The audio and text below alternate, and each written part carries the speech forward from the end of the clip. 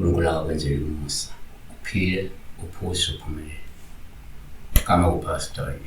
Okubalulekile okufanele ukuthi ufone uma uyimember ye-channel. Uma ungeyona imember ungangifoneli. Fona from 9 ya ku-5 ntambama awuni WhatsApp. Uma ufona akawungibuzi igama. Uwena sokufuna usizo okusho ukuthi wena uzoyichaza. Yabo. Owethu Ndwandwe unjani? Sicela ukubuza kuphi inkosi icasukile. Sithi owethu grand of inkosi, a king, a chief. That was angry. Nake singakusho uma inkosi ithukuthele. 1. Ngokujwayelekile uma kuphi inkosi uPawulu uma icasukile noma ithukuthele. Lokho kusho ukuthi kungenzeka kumele uqaphele futhi ulungise indlela zakho ngoba kungenjalo uzovelwa yibhadi noma uhaqwe yinkinga okanye ujikelwe umuntu noma abantu abazovukela ngenxa yokuphambuka nje kwakho. Izaga 20:2 ingebhe inkosi njengokubhonga kwengonyama oyithukuthelisayo womphefumulo wakhe.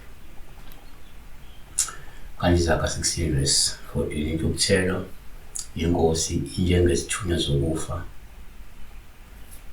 Number 2. Ngokwesintu uma inkosi uPawulu uma ithukuthele lusho ukuthi kungenzeka uyakhonjiswa ukuthi ithongo lakho alilene futhi likuthukuthelele ngenxa yokuphambana nezimiso zomsamo okanye ngokuphambana nezimiso zobizo lwakho. Futhi lokhu kukhona ungakwenzi kahle okwenza lezi idalwa noma lawa mathongo agcine sephakama ngentukuthelo phezu kwempilo. Asiva number 3.